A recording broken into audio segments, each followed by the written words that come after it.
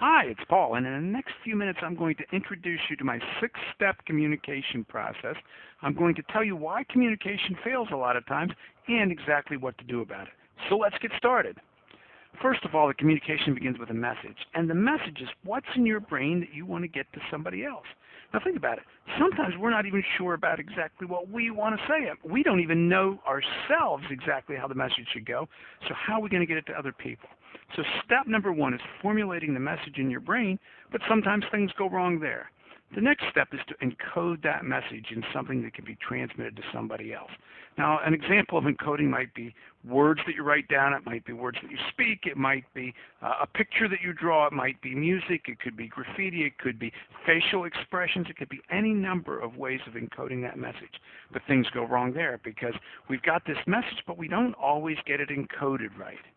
Now, the third step is to send it to somebody, and that has to be transmitted to them in a way that they can receive it. And so we might use email, we might use voice messages, we might once again transmit via voice tones or facial expressions or body language, any number of ways we're going to transmit. But things can go wrong during the transmission. Then the fourth step is for them to decode it. And so they get this message, or what is left of the message by the time they get it, and they have to decide what it means. They have to take these words and decode them into something that they can interpret and understand. So the last step is for them to understand.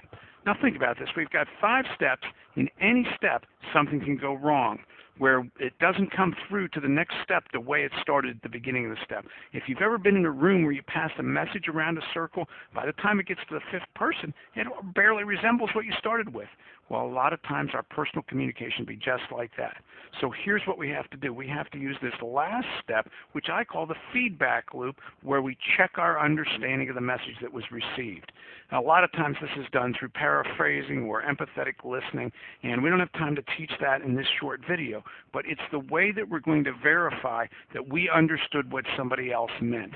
And that closes the loop and makes sure that any errors that crept into the process are recognized and dealt with. On the other side of that coin, if you're the person who's doing the sending, the transmitting, and you're not sure that the other person received it properly, check with them. A lot of times with email, we skip this step. We just send it out and think that they got it the way we intended it, and we know from experience that it doesn't always work that way.